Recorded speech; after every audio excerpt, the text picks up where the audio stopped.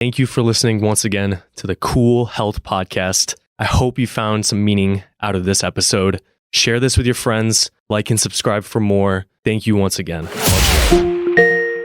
All right, guys, we're back. Cool Health Podcast. Who knows what episode? We have a special episode, an absolute character.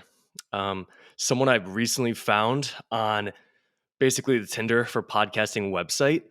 I went through his bio and I was kind of blown away because I'm into the health stuff, but also this guy, he's an entrepreneur. He is a cartoonist for huge television series, shows, sites like Comedy Central and Kevin Hart's LOL Network. He also runs a very cool coffee slash, I don't even know what to call this drink. We're going to talk all about it. He's in the health space. He does a lot of cool things. Trenton Hudson, welcome to the show. What's going on, dude? Oh man, thank you for having me. It's my pleasure. My pleasure, man. I've been looking forward to joining this podcast. I appreciate that, man. It's always great when you put we're on the what's that site that we met on called? That's like Matchmaker FM. Matchmaker FM. So you need to put certain filters in order to find the people you want to get on. Yeah. And it's cool when you can put on the health filter, but you also see they do other stuff. So speaking of health stuff, we always need to start out with what's been going on today. What have you done so far throughout your day with health, routine, anything, deep work? Yeah. What's up? Today was normally I get up around 6, but today I got up around a little after 7. So that was sleeping in for me. So, typically I'm up and I'm moving and grooving immediately, but something was just telling me relax today. Don't, I always listen to my body, and 99% of the time my body says get up, let's get moving. But today it was like, okay, you need a little extra rest. But then, so I slept in for, till 7 a.m. and went to the gym immediately. Cold shower after the gym. I got my feet on a grounding mat right now as we're doing this podcast Okay. interview.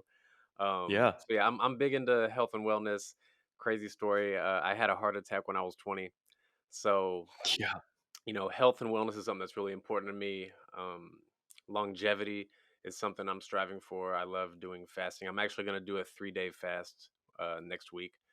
Um, Right on. and I heard the podcast I think your most recent episode as of right now is, I don't remember the gentleman's name, but the specialist talking about centenarians, people who live beyond 100. Oh yes, that And boy John Salick, man, what a yeah, character! yeah, great Amazing guy. episode. So yeah, I'm shooting for 120. So that that's my goal. So 120. so if I come up short, um, you know, it happens. But I don't want to aim for 85 and come up short of that. So I'm Right. I'm, I'm aiming high. You and Dave Asprey will be best friends in the middle centenarians slash freaking old as hell, man. Anyways, brother. So tell me about this heart attack at 20. I was reading your bio and you said one day you felt some arm pain, which eventually led to Yeah, some chest pain. Subsequently, you're now in the hospital and they're telling you it's a heart attack. yeah. What was your first reaction to hearing something like that at such a young age? My first reaction is, oh damn, what's gonna happen after this? What does my life look like after this? Is this something that am I gonna die within the next few years or few days or few weeks? I had no idea.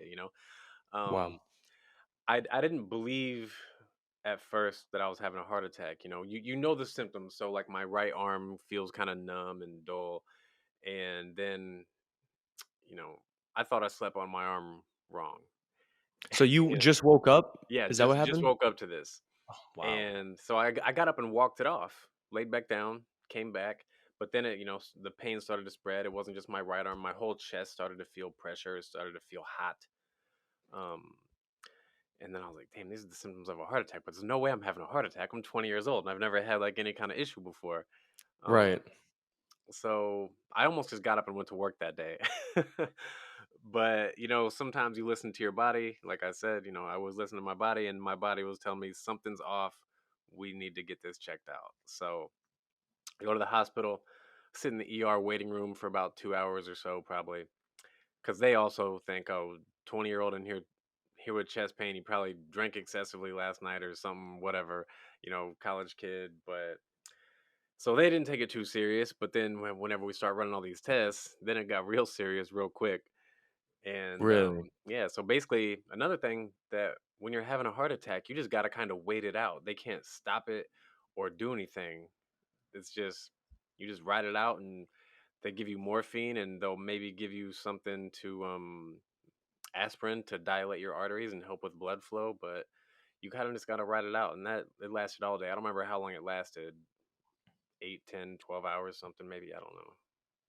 Your heart attack lasted 8 to 12 hours? Yeah, something like that. I don't remember. It's been so long Holy now, but cow. yeah, I want to say 8 hours, maybe 10. I don't know. Yeah, So you were in this ER room for most likely much longer than 8 hours, but during that yeah, 8-hour duration, you were having a heart attack. yeah. But I didn't really know that this was happening. So I mean, I knew that something was happening, but I didn't know it was a heart attack for sure until. So basically, what they had to do, they're running all these tests, and eventually Yeah. they put the catheter in my leg, and so in one of your main arteries in the leg, they can run up and look inside your heart, and that's when they're like, "Oh yeah, you're having a heart attack. We can confirm this now." So when I woke up out of that, then they told me, "Yeah, you're having a heart attack." So that's kind of like the gist of how it all went down. And you said they just let it happen, this heart attack. They gave you maybe some aspirin, some blood flow enhancer, but for the most part, they were just hoping to ride it out. Is that a Yeah, yeah, common thing with heart that's all attacks? they can do. Yeah, there's nothing they can do. It's kind of like it's got to take its natural process. And so yeah, like I said, give you something to help with blood flow and give you some morphine so you're not sitting there in pain because it gets pretty painful. But it's I not the couldn't worst pain. It's imagine. not the worst pain I've ever had, but it's a very What's the it's a worst? oh man, probably a toothache. I don't think anything compares to a toothache. A toothache? Yeah, usually if you've ever had like a really throbbing toothache, I think that's it. But yeah. Um but yeah, the heart attack pain though, that's a different kind of pain because that's an alarming pain where you're like, "Oh, damn, something's really wrong here. This isn't, you know, anywhere near the realm of normal. So you gotta go do something now." Um, Wow, man. so yeah, but That's incredible. luckily, check this out. This is the coolest thing about it. I didn't even know this was possible. So I have two aneurysms in my LAD, and one of those aneurysms closed up. So basically, if you don't know, for anyone who's listening, when you have an aneurysm, that means that the wall of your artery gets weak, and it'll kind of expand like a balloon. And instead of your blood flowing straight through there, it'll kind of tumble in there, and it can clot. And so, and another thing was I was terrified because they told me I had two aneurysms in my LAD, and all I knew about aneurysms at the time was that's what killed Bruce Lee, an aneurysm in his brain, right? And so I actually had another heart attack 15 months later when my second aneurysm closed up. So there's no blood flowing through the bottom half of my LAD. And your LAD is one of your main arteries in your heart that gives blood to the bottom left side. So your heart's four main quadrants that delivers blood to one of them. And they call that LAD the widowmaker because typically if you have a heart attack in that area of your heart, that's a wrap for you. Mhm. This is the cool thing. Before I had my first heart attack, my body detected something going on and inadequate blood flow. So it developed feeder arteries around that. So now the bottom half of my LAD, there's no blood flowing through there whatsoever. But since my heart developed these arteries around it, I still have completely normal blood flow and completely normal heart function because of it. Hold on. This is the power of the human body at work. Real talk. I would this be considered almost like a epigenetical programming that, you know, after this heart attack, your body, whether it be some obviously a signaling message to Hmm. your arteries to, hey, let's do some, vascular endothelial growth factors Yeah, now exactly. Yeah, and this started happening because before the heart attack. I have the X-rays from when I had my first heart attack, and you can already see all the arteries, the new arteries there. Um, really, yeah, so wow. it's yeah, man, it's the human body is an amazing thing. So yeah, my body was literally saying, "Hey, we're gonna die soon if we don't do something about what's happening," and it did something about what was happening. So now I'm still alive because of it. And back to the heart attack saying it's a different feeling. I couldn't imagine because the heart is such a central governing aspect of the human existence, you know? It's just going out throughout your day and then all of a sudden you start noticing, "Oh, this thing isn't beating properly." Hmm. It kind of feels helpless, right? Cuz Yeah. that controls all of the stuff, you know? It Yeah. controls your whole human body. How long ago was this, Trenton? This was December 12th, 2010. So yeah, I was 20 Wow. years old. I'm 33 now. I don't take any medication for it anymore. I was on blood thinners and statins and all these other things for a little while. Yeah. But yeah, now I'm not on anything. I have completely normal heart function, normal blood flow. Last time I saw my cardiologist, we did every test in the book: treadmill test, EKG, um, the ultrasound, the Right. 3D imaging, and everything looked great. My doctor is basically like, "You're basically like a miracle. Like I don't worry about you with anything." And That's amazing. for anyone who doesn't know, whatever when you have a heart attack, whatever damage is done to your heart, that's permanent. Any bruising, scarring, your heart doesn't recover from that. It doesn't repair. And from 2 heart attacks, my heart had almost no damage whatsoever. So, I'm very blessed, I'm very lucky. Someone's looking out for me. I gotta make sure I do something cool and give back and something amazing while I'm here on this earth. But, yeah, that's, whatever damage is done, you gotta live with that. So, Absolutely, I man. got really lucky. And true blessings to that. Also, did you ever find out the culprit behind the heart attack? Was there a sole genetic reason or Yeah, we don't. lifestyle factors Yeah, or any of that? we don't know. I don't think it was lifestyle. I mean, maybe I always thought I ate kind of healthy, but then you get older and you're like, oh damn, all the things I thought were healthy, none of that stuff is healthy. Yep. So now I'm Yep. like, you got to do all your own research. You got to look at the pros and cons. You got to look at societies that eat this way and societies that eat that way, Mm. and kind of just analyze everything as much as you can yourself and to really kind of figure it out. But yeah, I mean, I was always into sports, played everything, never had any issues, but we don't there's no way to know because we never did any heart kind of test before this happened. So we didn't have, any kind of x-ray, or we didn't have an EKG to see what a normal EKG line was for me, or none of this stuff. So basically we're just kind of going on a whim and trying to figure it out. I've talked to doctors. I've seen about 3 cardiologists about it, and they think it's some form of Kawasaki's disease. Although I've looked at Kawasaki's disease. I didn't have any of the other symptoms as a child, but What's that? it's an issue that can cause aneurysms in your heart, so that's, like, the most common thing of it, but then there's also, like, different kinda, like, red swelling of the tongue and things like this, and I don't remember all the symptoms. I just remember I didn't have any of those, but all my doctors are just guessing because, again, we didn't have any data to run off of beforehand, so we just Right. gotta kinda make the best guess and go from there. Wow. Okay. So we have a heart attack at age 20. And then again, after 15 months Yeah, yeah, 20 after and the first 21, one. yeah. Okay. So after the second one, what are you doing in life? And yeah, what's going on at that second Yeah, one? so I'm still in college for both of these, right? I'm 20 and 21, Oh man. junior year and senior year, I think, or yeah.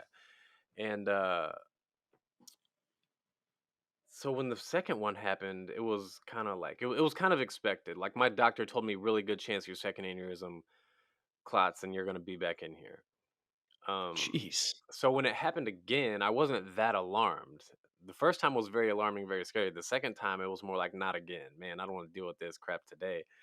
Um, I could imagine. I yeah. could So, that was kind of not the again, another heart that was attack. kind of the Holy mood. I cow. don't wanna deal with this crap today, man. I don't wanna go Right. be in the hospital for another week. The second time I wasn't in the hospital near as long. But yeah, the first time I spent a week in the hospital and then got a stent put in my second aneurysm, even though that stent, got closed up around, but it still helped feed blood while my arteries were still kind of developing, um, around my LAD. So yeah, I was in college and just trying to live life normal, Hmm. um, but also be careful. But yeah, the mindset was really like, yeah, man, terrifying the first go around, a nuisance the second go around. Right. Okay. And was there an alteration to?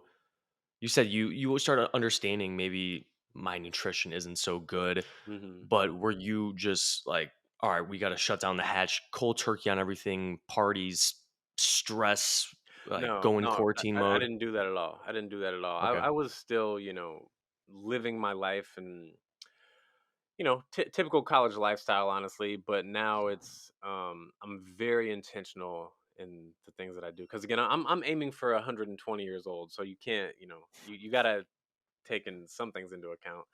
Um, Yeah. and Yeah. another thing is, and this is kind of like touching on the humor that I do with the cartoons. Me and my brothers, I'm one of five. I'm the middle child, all boys in the family, no girls, and we think everything is funny. We think everything is okay to joke about.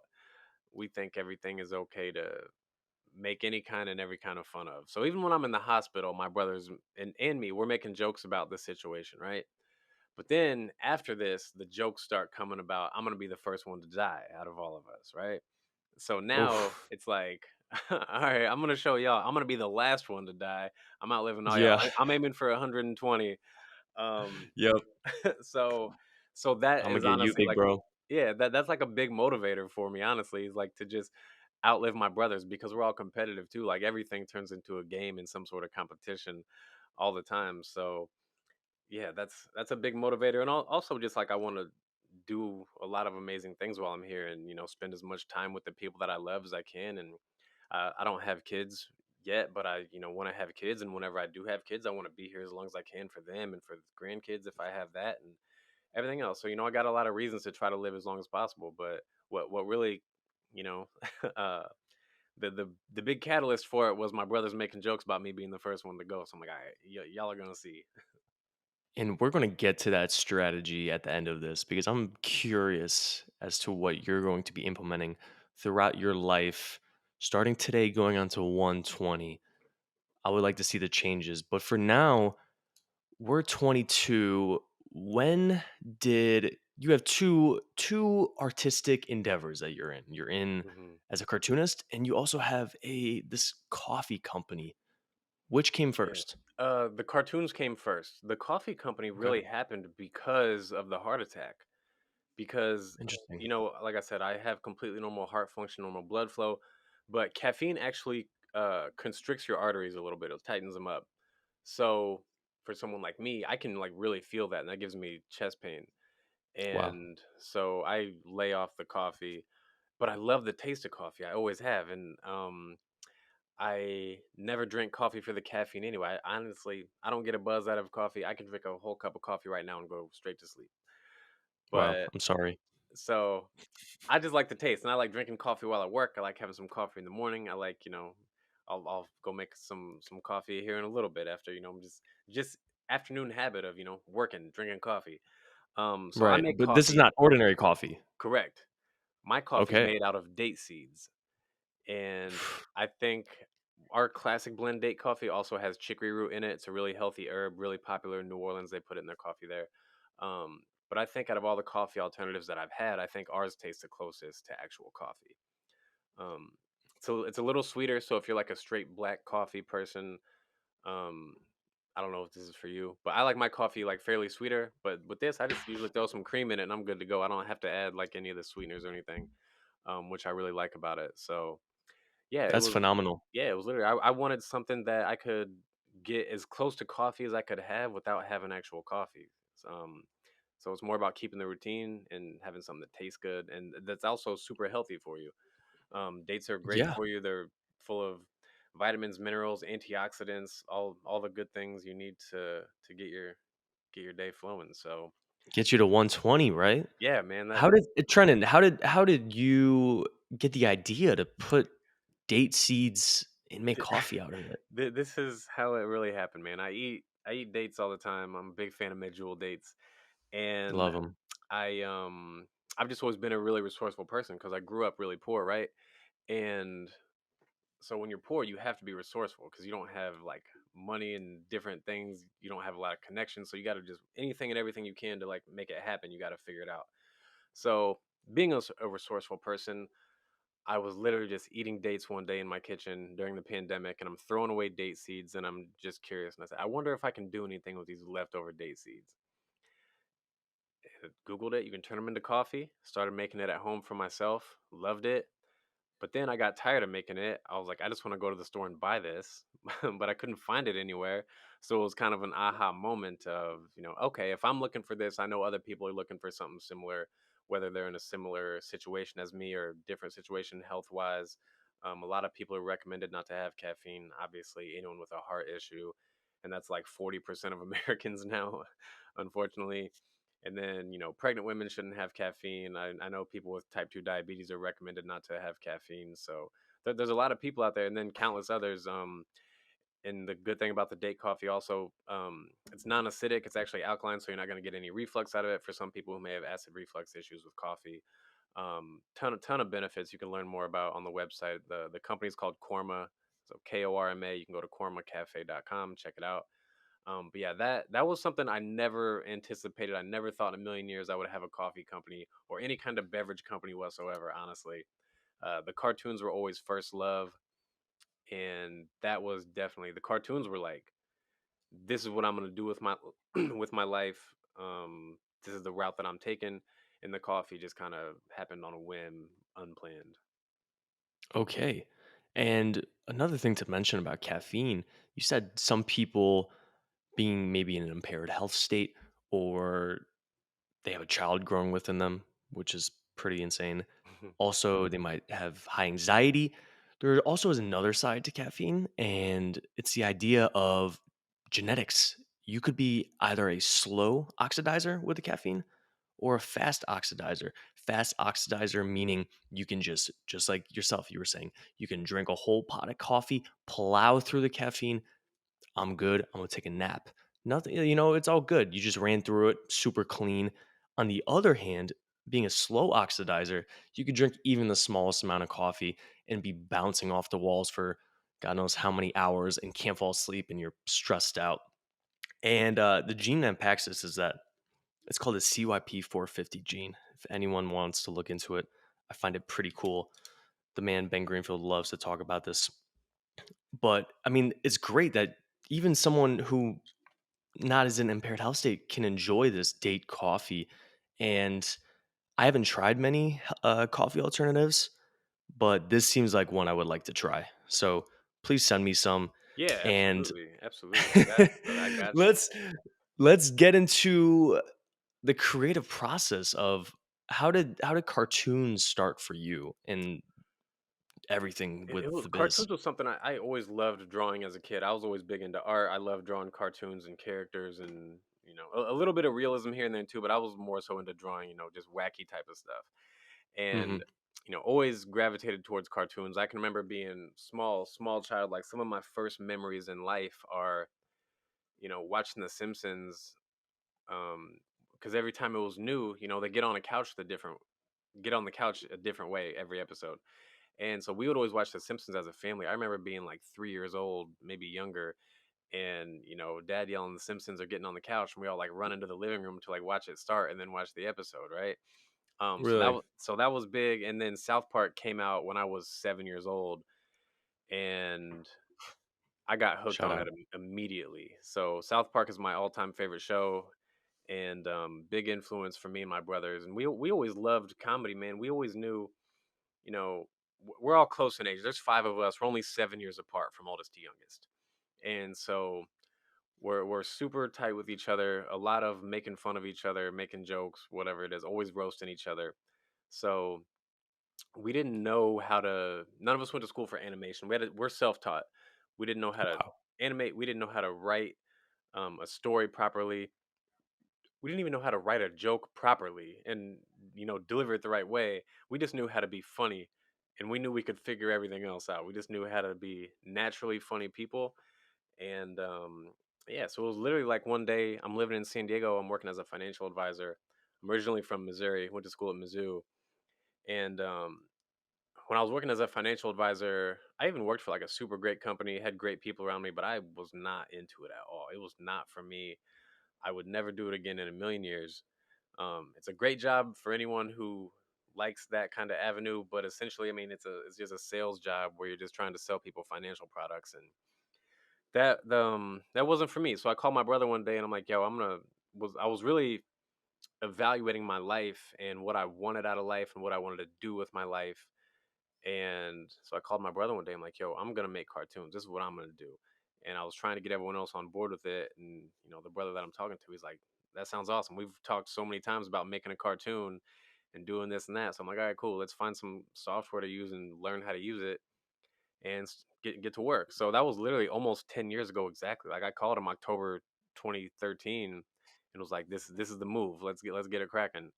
And so spent a year and a half learning how to animate and coming up with a show idea and figuring out our character backstories and storylines and this and that. But yeah, a year and a half of just learning how to animate and doing behind the scenes stuff, um, before we ever produced any kind of content or did anything at all. Really, like no one really knew what was going on, so we didn't have people cheering for us. We weren't like seeing growth on social media and online and this and that. So that's like the tough part is it's fun. It's easier to stay motivated whenever you're seeing results. You're seeing fans, you're seeing money or sponsors come in or whatever it is. That keeps it easy. But when you're just, it's like going to school every day, but no one's making you go to school. You just got to buckle down and have the the um the dedication to go get up every morning and go sit in front of a computer screen and learn how to animate from watching tutorials online. That's amazing. Being self-taught with something that has to be so creative and so meticulously designed Hmm. in order to present on a pixelated screen for the public to watch, not only watch, but try to understand what's going on. I'm blown away by Hmm. this because I would always think you see South Park and they're like fucking going about and they're doing crazy shit. And I'm like, how did someone make this? Like, were they drawing it and like some guy was shooting a camera? Trying to how does one let's talk about the process of going about designing this Yeah, so cartoon. basically, the How does it start? characters, yeah, you got to draw every character one time. And you can basically rig it like a skeleton and then you can move it and yada yada. And some of the animation gets recycled. Like even I know some people listening have probably seen there's a viral video where they're showing Disney animations that have been recycled for different um movies. So one of them is like Right. Christopher Robin is walking and he like picks up the rock and throws it, and then it shows like Mowgli from the Jungle Book do the exact same thing, same animation. So there are ways to like make it faster and faster. But yeah, the first initial go around, ton of work designing, drawing characters, making them, drawing all the backgrounds. When we started making content on YouTube in 2015, our first handful of projects are like unwatchable. It was basically as soon as we knew how to animate well enough to make characters move around and do stuff, like we just started putting content out. And That's the I way. would I would recommend anyone do the exact same. Like if you wait until something's perfect, you're never gonna put it out. Um, and also your fans are gonna tell you, if you listen and pay attention to kind of what they're yearning for, they'll let you know what's important and you can adjust accordingly. But I think, if you're gonna, if something is good enough. So we started putting out content in like June 2015, right? If we would have waited until it was perfect, we wouldn't have been putting out content until probably December 2015. And the thing is, we started putting out content and kept getting so much better every episode. We're just learning as we go. We got we started to blow up pretty fast. We were putting out like super funny content eventually, and we also got the attention of Comedy Central. And our first show turned into a web series for Comedy Central. We did a web series with them for 2 years. And so my point is that like June 2015, putting out unwatchable content. November 2015, a few months later, talking to Comedy Central, having at least they know who we are now.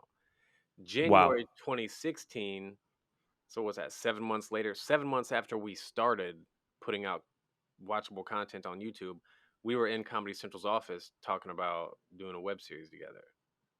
Wow. So if we would That's have waited insane. until it was perfect, then the Comedy Central deal may not happen for 6 months later. Maybe it doesn't happen at all. Who knows? But the point is, if you want to do something creative, just start making it. If you're gonna wait till it's perfect, you're slowing yourself down. That's what you're doing. You're just slowing things down. So we just started Absolutely. moving. So it didn't have to be And perfect, and it never is perfect. I heard someone say one time, and I don't remember who it was, but one of these super famous people that are ultra successful, like a Ray Dalio level type of person or someone. I don't know, but anyway, he said he said if you're not something about like if you're not embarrassed about your first product, you waited too long or something like that. Like it's yeah. basically you just put it out there and see what the feedback's like, and then figure it out as you go. I didn't know anything about making cartoons. I just jumped in. I didn't know anything about coffee. Like when I started my coffee company, I couldn't tell you the difference between a latte and a cappuccino.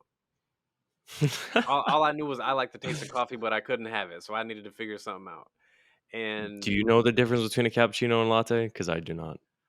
uh, yeah, I think a latte is like you pour in the espresso and then you pour the milk on top of that, and I think a cappuccino is the opposite. But even still, like I'm not 100% on that. Like I still don't know a ton about, I'm not a barista. I just know how Right. to, you know, um, make things happen and put things together and try to give people what they want. Um, but yeah, I mean, the point is you don't have to know these things. So many people I think hold themselves back because they're afraid of what other people are going to think, or they're afraid that it's not going to be good enough. And you can just test the market, see how it goes. Like find a cheap way to test the market. Now, don't go all in and blow your life savings on. Oh yeah, everyone's gonna love this. Give some feedback. Like when I started my coffee company, it was originally I made the first batch in my kitchen. I bought like 50 janky coffee bags on Amazon and slapped a sticker on the front of it.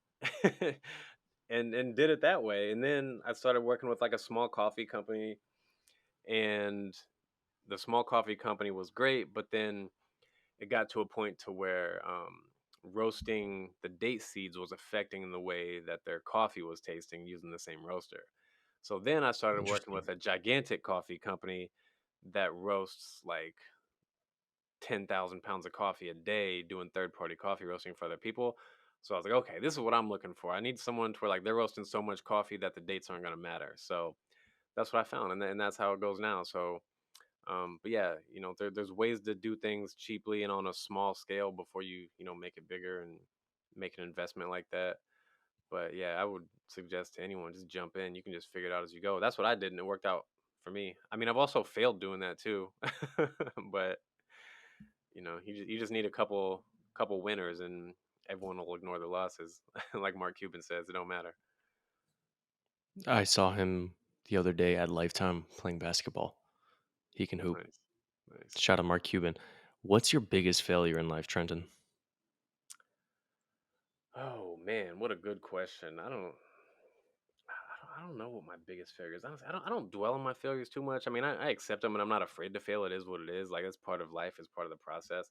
I started a video game company one time that imploded before it got off the ground. I was working on a mobile video game, which I still might make the game because the game is brilliant and it's everything about it is going to be top notch. But I didn't know how to make it happen. But it was again one of those things where like I'm just going to jump in and I'll make it happen. But I think the biggest thing was I didn't have the drive to make it happen for the video games. It was, but yeah, I wanted it to be like a mobile video game company, and yeah, it failed before it got off the ground. So, you know, things like that. You're illustrating some great points here. I don't mean to cut you off, but I just have to say this.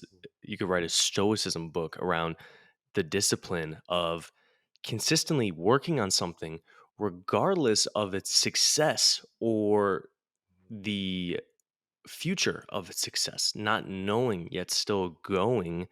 That's the name of the game for even a thing like podcasting. My thing gets maybe a couple views and then eventually it starts doing 1,000 this, 10,000 this, and you go, okay, Hmm. now we're going somewhere. Yeah. But it started with 100 zero views, Oh right? yeah. Oh yeah. I'm sure. And Like without that's it the though, game. that's the game. You got Without to. those Everyone zero, starts from 100 zero, views, right? Yeah. hmm without them, I wouldn't even have the confidence to go and speak to you right now. So I think that's beautifully said. And also the drive. You could have all the resources. You could be destined for success. You could have everything planned and mapped out. But if you don't have the drive to do it, just like a financial advisory job, and you want to be you know, a cartoon legend, Hmm. then how on earth are you going to do the financial advisory job, right? Exactly. What Exactly. on earth? Lose How do you those games. walk me through this Comedy Central meeting? Was it in some secret lair and with a bunch of comedians, or what went down? I wish I could give you like some wild story about like like some deep esoteric in a cave with a Viacom company, one of With these Joe Rogan, just majors. Yeah. um, Nah, man, it was we had a few initial meetings with him via Zoom before Zoom was the thing, or I don't know, it was probably Google Meet back then, but yeah, so meetings with him in like fall and winter 2015, and then it was like, yo, if y'all are, they were like, yo, if y'all are ever out here, let us know. We'd love to set up a meeting, meet you guys face to face. So, once we heard that, we just like made up a reason. We're like, oh yeah, we're gonna be in LA on this time, so we should link up then. It's like, all right, cool. And oh yeah, that's good. um, Human behavior. so yeah, I got that from Grant Cardone. That's great. He talks about like he wanted to get a deal done with this guy in New York, and he's like, well, let me know when you're out. He's like, oh, well, I'm gonna be in New York this day, and then he just booked a flight for it. But I'll be there tomorrow. Actually, yeah, yeah, maybe today. exactly. Yeah. So, yeah, so we fly out there and then met them at their building in Hollywood, and yeah, nice building, not very inconspicuous. So, nothing. Yeah, you walk in, you know, glass everywhere as far as like the outside of the building is like mostly glass and nice big couches in the waiting room and you know but you can't see anyone. You just walk in as just like a table with a receptionist, and everything's up on the floors where you got to get access to have someone actually let you in there. But Right. um, yeah, and then we met with a few people from their programming department. We met with two of their assistants, and we met with one of their like lower level execs, and they were super cool. And those were the people that we ended up working with on our show. And I think the very best thing about working with Comedy Central was that they took us from making, some janky YouTube show to making it like TV ready. And going to, or working with them was basically a master class. It was like going to college for animation and TV show production and learning how to tell a story properly because we didn't know how. Again, we just knew how to be funny. We didn't know how to tell a story in the proper way that maintains engagement and gets people, hooked in it. Um, Absolutely. so people pay $100,000 to learn this, and we linked up with Comedy Central and didn't have the time, and we got paid to do it. So it was super awesome for us. Like our writing just went like from like a 4 to a 10, and our animation the same. Like everything went so much better, and now everything we do is like TV quality and top notch. But yeah, that was like the biggest catalyst for us in our own growth of making shows. So I'm super grateful for them, and the people we worked with were awesome, and they knew their stuff, but they also like were great about letting us be who we are and telling the kind of jokes that we like to tell. And they were kind of there to like give notes, guide, make sure that we were telling story properly. And there were a lot of times where we'd get notes and would be like, man, they're taking out all the good jokes because they don't know what's funny and this and that. But then it's like, okay, well, we do kind of got to take this out because there's no room for it because we only have so much time and it doesn't do anything for the story. It's just something funny included. But yeah, man, working with them was super awesome. They like helped us like just really become what we are now. So you had a show on your show was on Comedy Central for a series, correct? ComedyCentral.com. Everything we did with them was web series. But yeah, it's Amazing. still on there. It's called The Lounge. That was our first YouTube show too. You can still go to Comedy Central and somewhere on their shorts, you can find The Lounge somewhere on We're there. posting all the links. Everyone's going to get it. I'm about to watch it after. What was I going to say? I want to dive into maybe something deeper. When was this, by the way? This Comedy Central meeting? The meeting was January 2016, and we did the web series with them 2016, 2017. Okay, cool. And it's good to hear that they allowed you to use your comedic expression in your art form and guide you through the process while enhancing your production and Hmm. your storytelling, which I mean that's everything these days, right? Yeah, absolutely. How do you feel about comedy these days when it comes to, I wouldn't even say censorship, but do you feel like there's some people maybe holding back on their comedy now, or others are holding them back because of topics or things that, they don't want to say or feel scared to say? Is that going on? Yeah, absolutely. I think there's two sides to this. I think exactly what you're saying with censorship. There's a lot of people saying, oh, you can't say this, you can't say that, you can't make jokes about this. I think everything is within the limits of comedy. I don't think there's nothing that you can't joke about. Nothing at all. I don't care what the topic is. Everything could be made fun of. And I think as comedians, I think artists have a huge responsibility in society. And one of the biggest responsibilities that all artists have, but especially comedians and I think especially musicians, we have the responsibility of talking about topics that make people uncomfortable. So we can talk about a topic that you may not like it, but it may be a topic that people are afraid to talk about that needs to be talked about. So if you can open up a dialogue by using comedy and get people to bring those walls down, then we can have a real conversation about things, right? So whether it's something as simple as race in this country, obviously everything's not hunky dory like some people like to pretend it is. So if you can make the right kind of joke to open that up, I like to I've made a lot of jokes just like having conversations with people about like white privilege and this and that. And the thing is, it's like that exists everywhere. Like no matter what country you go to, you're gonna have the privilege of the people that are there and that look like that, right? So if you're a Japanese person and you're in Japan, you have privilege over someone who is a white American. You just do because people are so like we're tribal. We are, and we're more likely to want to work and be around people who look like us, also think like us and this and that. But looking is a immediate. I feel safe around someone who looks like me. It just is what it is. This is So huge. yeah. So when people kind of like want to act like white privilege isn't real, it's an American privilege, but also America's mostly white. So some people get left out of that. So if I can make a joke about you know, getting pulled over by a cop and my white privilege kicking in and, he and getting off scot free even though I was doing shit I should have, got in trouble for. Whatever that joke is, the point of the joke is to, talk about something that's real, but also there's a lot of people who think white privilege isn't real. And so if you can plant a seed in their head of maybe this guy's got a point because you're bringing their guard down because they're laughing, then you can get them to think. And there's a lot of topics like that. I'm just giving that because it's like an easy off the top of head off the No, top you're example. absolutely right. But Absolutely right. Love but it. yeah, it's about opening up people's minds to just think about other possibilities.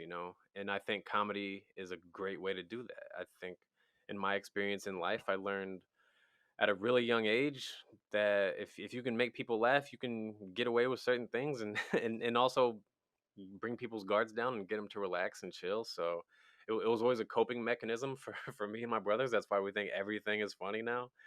But yeah, I think comedians we have a huge responsibility to help open dialogue and push the envelope. And yeah, but like you said, man, it's getting to be a problem with censorship. And also I think it's tough finding people who are like super funny. Like you don't see a lot of people who are genuinely just hilarious, or maybe they're just scared to be themselves right now. But I think we are starting to see a pushback from like stand-up comedians especially. But I look at like Hollywood, and in my opinion, we haven't really got a funny movie in almost 10 years. Like the last time I saw a movie that was just like super funny, like a classic comedy, we haven't got a classic comedy in a decade. What's a classic comedy so I can watch one later? uh some classic comedies like when I was like getting out of high school, when I was going through college, I feel like that's when comedy was at its best. But comedy should always be getting better and better. We've backtracked since then. Like, I don't think we've had any classic comedies since Seth Rogen quit making funny movies. Preach. So I Preach, think preach, preach. we had a run, man. We had Super Bad, we had The Hangover, we had Pineapple Express, we had This Is the End, The Interview. I mean, look at how many of those are all Seth Rogen except The Hangover. But Todd Phillips doesn't do comedy anymore. and I'm down with that because the Joker's awesome, and I can't wait for Joker 2. But he's a dude who's like, I don't want to do comedy because I'm tired of dealing with all the BS of people being offended and this and that. And it's like, you have a responsibility, Todd Phillips, as somebody who's super hilarious and knows how to make amazing films. You have a responsibility to make people be okay with the type of comedy that you do. So please, if you ever listen to this podcast, Todd Phillips, make comedy movies again because you're Todd brilliant Phillips at is it. going right to Todd Phillips. I'm Send sure this to his I could. DM. I follow him on Instagram. I'll DM this whenever we put it out. But Tim Ferriss's 4 Hour Work Week describes that he would, or someone from the book, let's say dash unknown, talks about finding ways to connect with that famous person and email them till they finally respond. And the thing is that it works, and you can do it, it does. and It everyone can does. do it. It does. And just like the responsibility that is required with an artist to use his artistic expression in comedic relief to bring about big subjects, holy cow, it's not a Trojan horse. It's the fucking ribbon on top. Because, like you said, we can bring in these topics that maybe somebody doesn't want to hear because they get Hmm. uncomfortable, and everyone gets uncomfortable nowadays, which is fair. Some things are uncomfortable. I'm not denying it. But now everyone can be on the same page because it can be funny and it can be relatable. And I'm right aligned with you, man. I think we need more of that in the world when everyone's just so, not everyone, excuse me. Some people are a little bit pessimistic about certain outcomes and things, Yeah. and we can all just laugh about it sometimes. Wouldn't that be nice? And wouldn't that be a good longevity hack too? Talk about 120, man.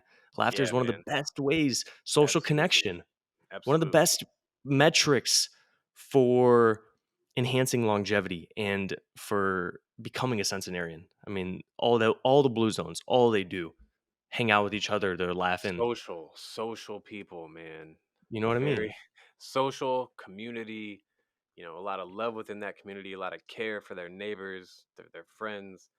And yeah, Yeah. that's a huge thing, man. Like the quality of your relationships is a huge factor in your overall health. Yeah.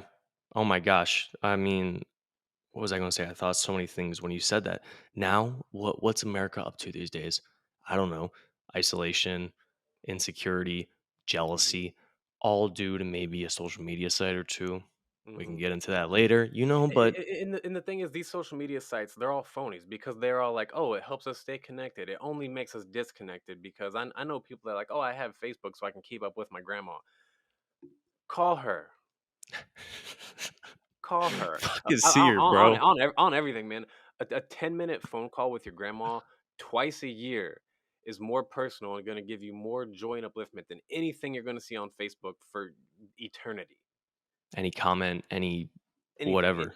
You see your Believe grandma that. at a 4th of July party, and you're like, "Oh, yeah, I'm keeping up with my grandma because I saw that she did this on the 4th of July." Well, call her and see how she is, and that'll bring you more and her more joy than anything you're gonna get out of commenting on that and be like, "Oh, yeah, I hope you had fun at your party." Like, no, call somebody. Emoji. Be personal, man. Like, Funny um story, Trenton. I came back home to Chicago where most of my family lives, and I went and saw my grandpa the other day. Dude's 93. mhm, We're gonna get him to become a centenarian, very hopefully. nice. And literally, I go to his crib because I'm like, dude, I should go see this guy. He's almost a centenarian. We're gonna have to have a party. Do you know what we did? All we did, bro, was watch the US Open for 5 minutes and then took a nap for 1 hour. Me and him were just napping. And then Yeah, guess what? I got up after my nap. He was still napping. I just left. yeah, And, we texted after. Freaking great, dude. Better than any yeah, phone call I've ever yeah, had with him. yeah, for sure. Not A surprising. nap, you Yeah. know? Connections, everything. How It would you is, get man. connected with the Kevin Hart channel? This was after Comedy Central, right? We worked on a project with them where we were animating Def Comedy Jam. What's And that? so Def Comedy Jam, how old are you? 22. Okay. Okay, that's why you Def don't know Jam? what Def Comedy Jam is. Was that Def Jam Yes, record yes, that's comedy? Def Jam Okay. Records comedy thing that they did back in the day. Like this is like early 90s. I just Um guessed, but but yeah, that's exactly it. That's a good guess. um but yeah, so Def Comedy Jam. LOL Network bought the rights to Def Comedy Jam, to all that stand up comedy a handful of years ago, and they were looking at, people. They were looking to find an animation company to animate that, and I don't even remember how we got connected with them. Um, yeah, honestly, we have connections with like everyone now, so I don't remember how a lot of these connections start, but I think they came across one of our social media channels and reached out to us about it. Epic. But there's also a chance that we reached out to them at some point looking to do another project, and they were like, "Well, we don't really have anything, but we can do this together." I don't know.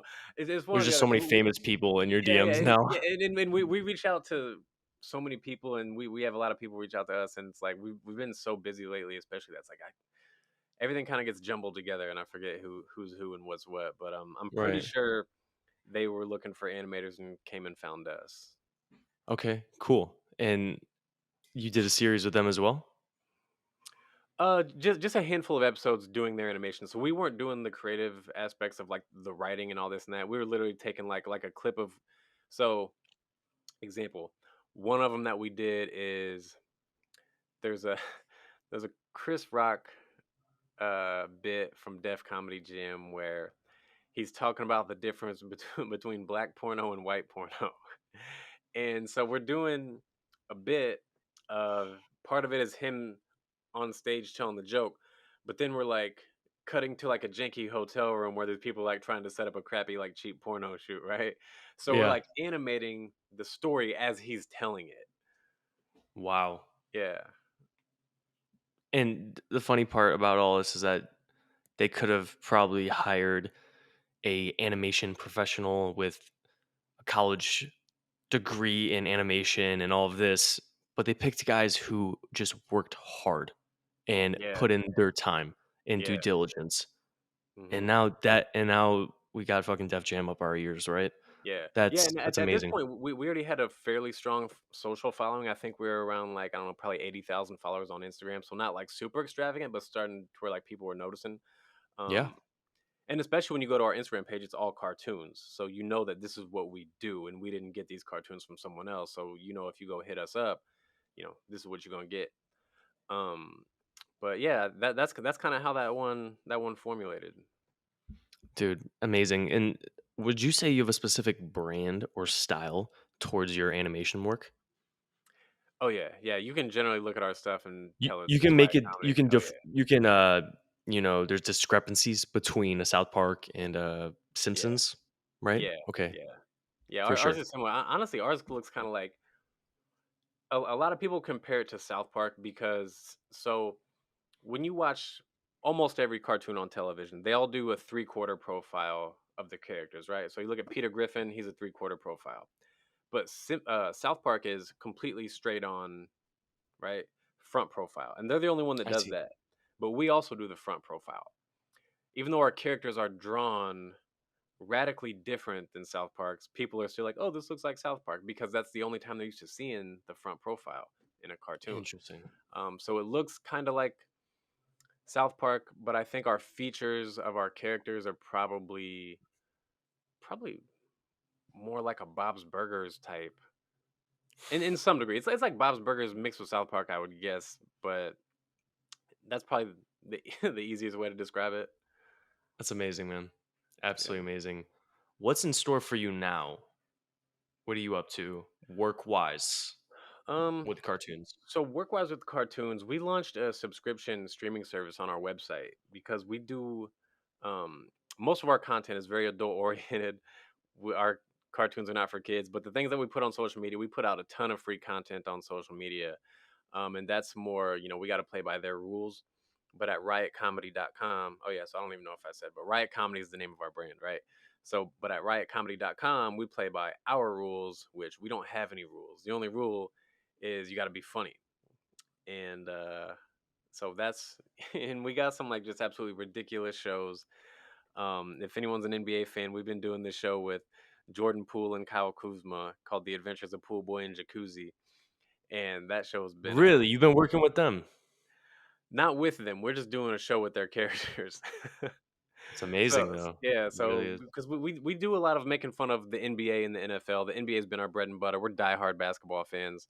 Um, so that's where we've been. We're growing that, doing as much content as we can, trying to move into longer form content. Eventually, we're gonna have some movies. We're gonna incorporate some stand up specials on there too. But yeah, just growing riotcomedy.com is where we're really at. We're trying to take over and be the number one name in comedy. When you think of, funny content and the best comedy network, Riot Comedy is going to be top of mind.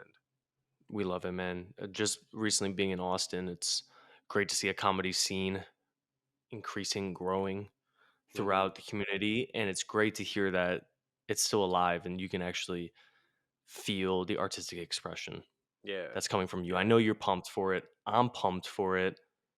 Let's finish with this longevity plan, man. How are we getting to 120?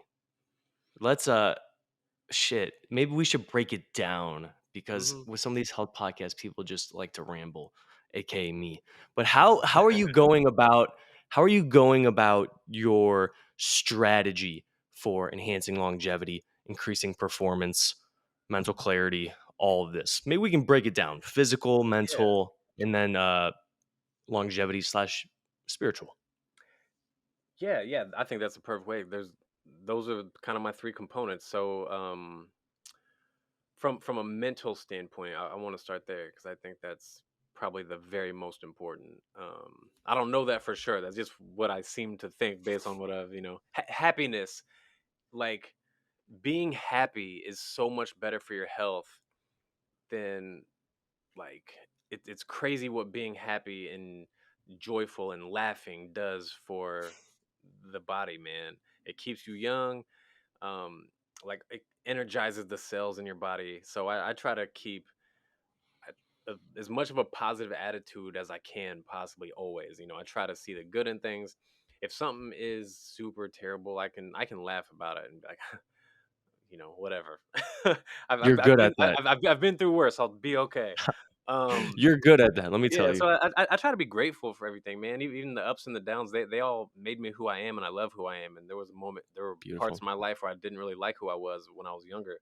Um, I grew up in like a crazy kind of household in a very unconventional situation. Growing up, my parents got divorced when I was really young. My two older brothers lived with my dad, and then me and my younger brothers lived with my mom. Um, so that was pretty wild, having to deal with things like that. And so the mental aspect is always stay happy. I'm very intentional with the content that I consume, with the people that I'm around.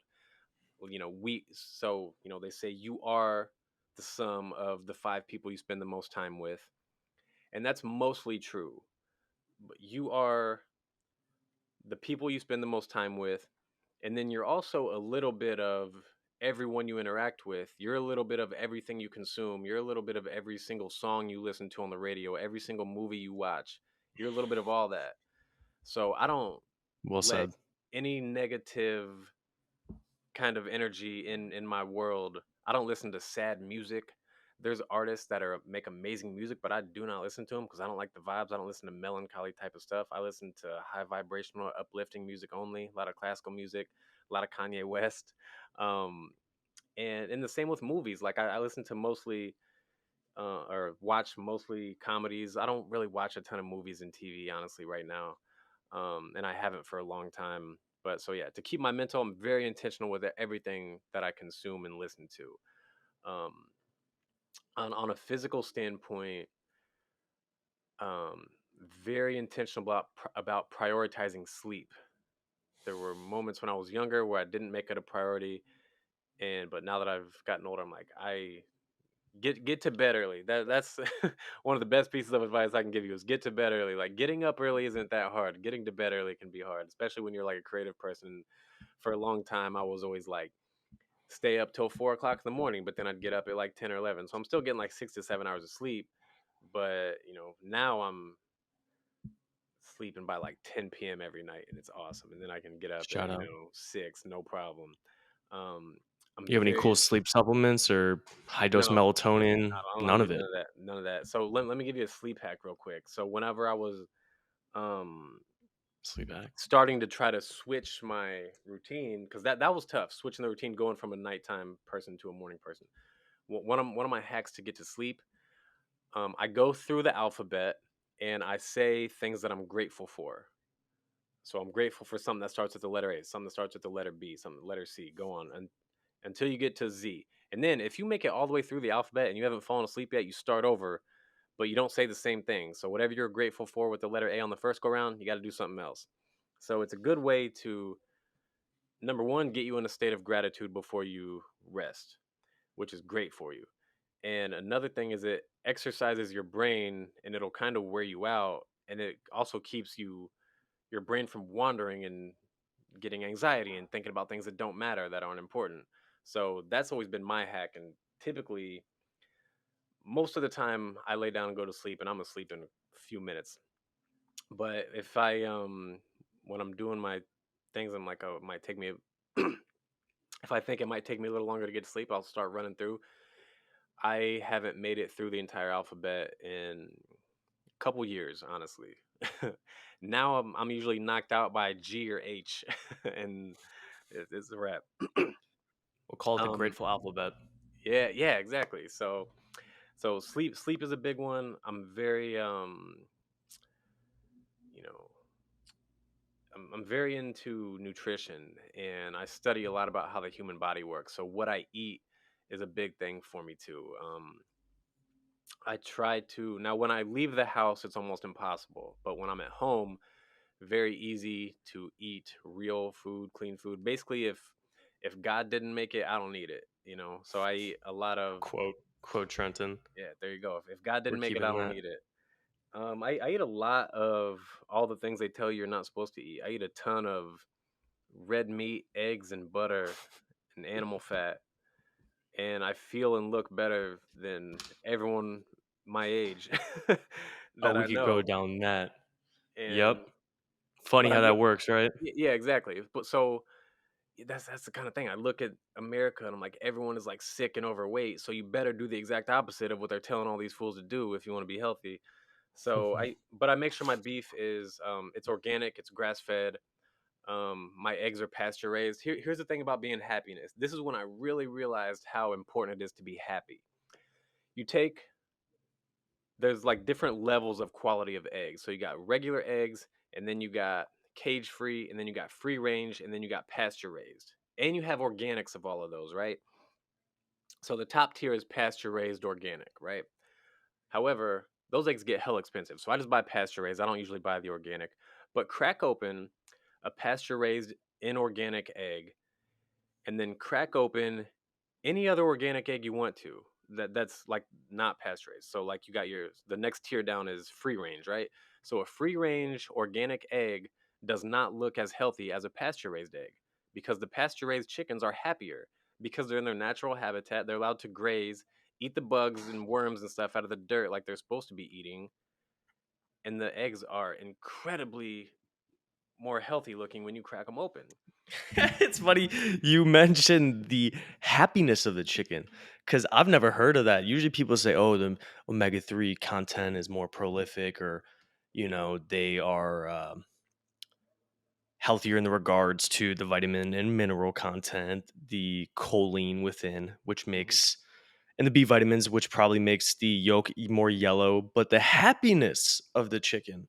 And Yes. you're freaking right. Happy. Think about the beef in the livestock Hmm. feedlots.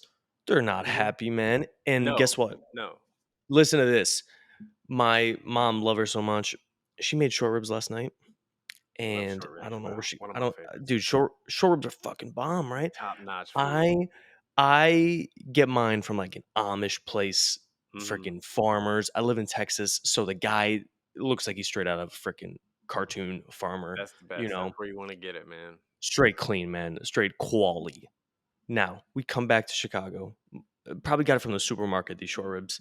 I open them up today, meaning I cut through them. Hmm. The fat is gray. The Hmm. meat looks mundane. It just looks unappetitable. New Yeah. word. You can't eat that shit. You already know. I instinctively I knew like avoid that because the cow was unhealthy, man. And you're Hmm. right. If it's not a happy cow, It's not a healthy cow in Yeah, any animal you eat. yeah. Well said, Trenton. So on a What scientific else? level, like your happiness level, it affects every single cell in your body. And every single cell has its own level of consciousness. And this is all true. Like you can go do your own research for anyone listening who may not think that that's true, but every cell has its own level of consciousness. So you want all the cells in the animal to be of a high happiness conscious type of cell Yeah, because you're going to absorb that. The food that you eat is what your body makes new. Our body resells. You have a completely new body like every 7 years. So when your body's getting rid of old dead cells and building new cells, that's coming from the food that you're eating. So you want the food that you're eating to be high quality. You want it to be nutritious. You want it to be happy animals because if you eat animals that are riddled with anxiety, this is a 100% proven fact, you're more likely to be anxious. This is why I don't really be eating chicken too often. I don't never buy chicken. I never have chicken at my home because chickens are anxious, filthy animals. Like, I don't, and I don't have any anxiety issue, and I haven't for a long time. But I do eat eggs. Eggs are I've found to be super nutritious, and I'm not saying chickens aren't nutritious. I'm just saying you are what you eat, and I don't want to deal with cows. Are like some of the happiest animals you'll ever encounter if they're like grazing, you know, pasture raised, grass fed cows. Like they're yeah, jovial. Like absolutely. cows are magic, man. Like, and I drink a lot of milk, and I can say Tell me more. definitively the two times in my life where I've been the absolute most ripped and in the best shape, feeling my very best, was when I was consuming a lot of dairy. Now, you want to buy good quality dairy. You don't want to buy your typical pasteurized, homogenized. I buy the milk that I buy is grass fed, organic, and it is. Sometimes I buy raw milk, but it gets hell expensive. It's like $17 a gallon at the grocery store where I live. Where do you live, Trenton? I haven't even asked. I live in Los Angeles, man, and you can get Oh, raw it's milk in 17. California. Oh, but you can get it at the grocery store. I see. Yeah, I see. yeah. So if you go to a Okay. farm, if you got a local, I live too far away from any dairy farm to be able to go pick it up. It's not worth the 6 hour round trip drive to Of do course, that. of course. So, Yeah. but there's another at the grocery store that I go to. There's another milk that it's still grass fed. It's organic.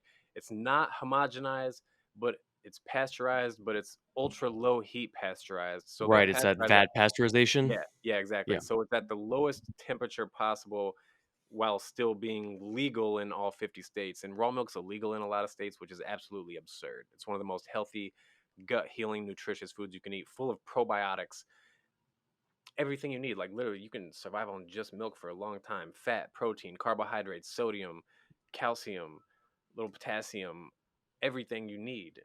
Everything, bro. And I buy Everything. That's milk.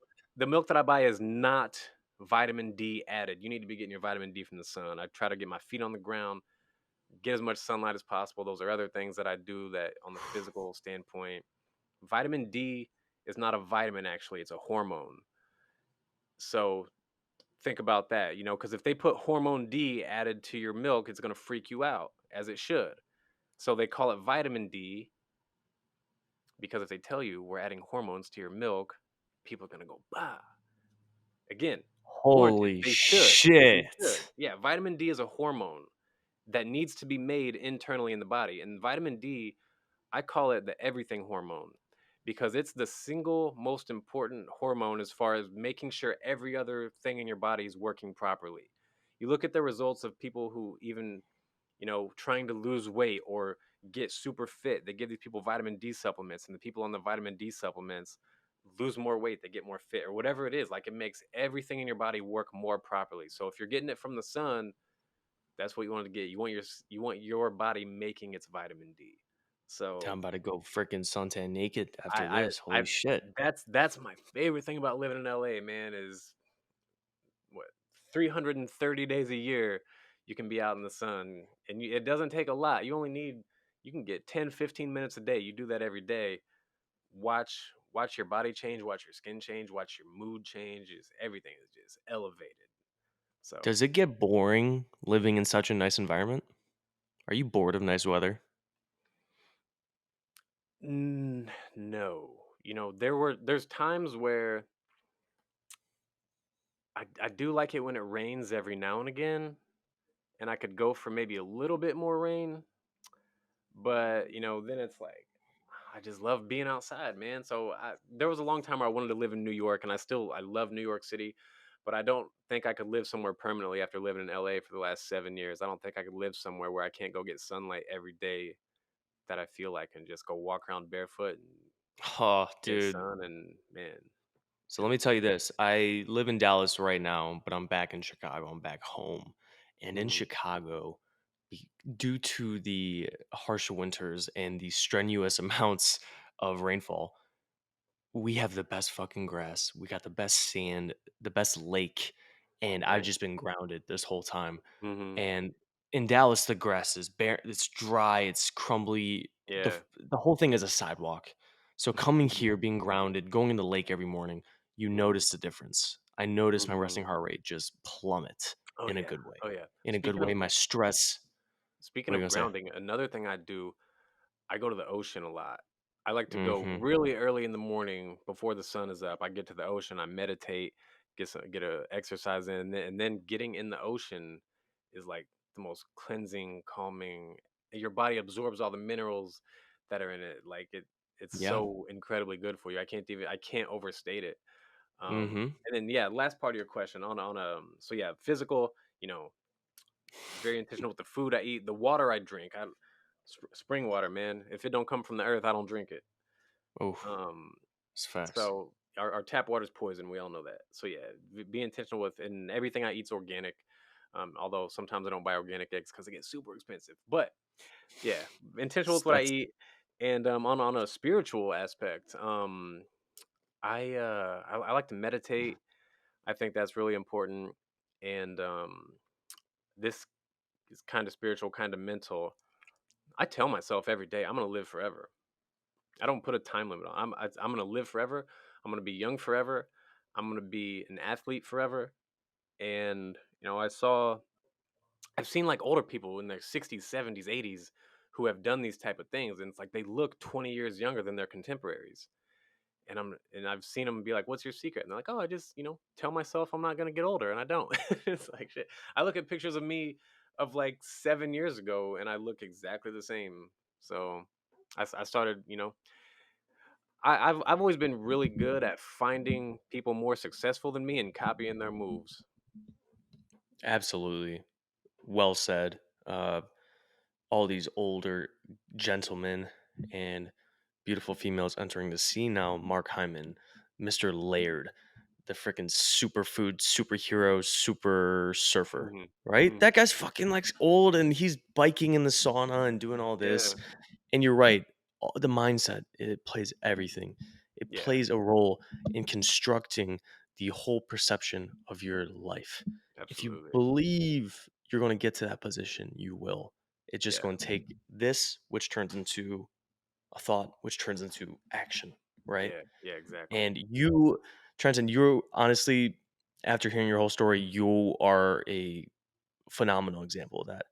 And I'm so glad we got to discuss this because from someone going from a heart attack at age 20, not knowing a thing about his passion, taking initiative, living and breathing his goals, and then getting to where he wants to be, sunny LA with the best cartoonist, becoming the best cartoonist.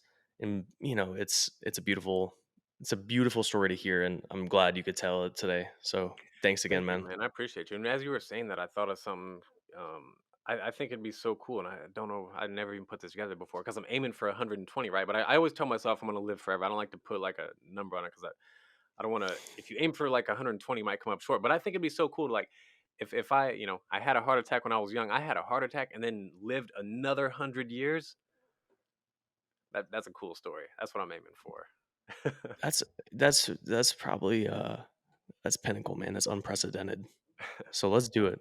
Let's do it. We're gonna keep this story updated. Maybe in 100 years we'll hit you up, Trenton. Dope, Okay. man. I got you. Bless, I'll be man. back. Put all the links. Anything more to say? Uh, yeah, man. I think anyone who wants to be ultra healthy, you're gonna have to do your own research, look into things. The answers are not given to us. Our the food pyramid is a scam. All the things they tell us, they if you're one of those people who believe the sun gives you skin cancer, you need to reevaluate where you're getting your information from and who is telling you the information and why they're telling you things that they're telling you. And the answers are out there, though. The answers The are out there. truth They're is they're being just told. they're just not as easy to find. But luckily with social media and things like this, once you start looking for this information, more of the truth will come to you. Just the universe has a way of delivering things to you that you're looking for. Ask and or seek, and you shall be rewarded. Quote Indeed. Jesus in a paraphrased state. Love you, Jesus. Love you, Trenton. Thank you, man. Appreciate you, Thank you bro. for having me, man. The pleasure was Of all mine. I course. appreciate you. Dude, we're gonna post all of Trenton's links, all of his amazing videos, all of the comedies. It's amazing, man. Thanks again. Yeah, I appreciate you, man. Thank you for listening once again to the Cool Health Podcast. I hope you found some meaning out of this episode. Share this with your friends, like and subscribe for more. Thank you once again.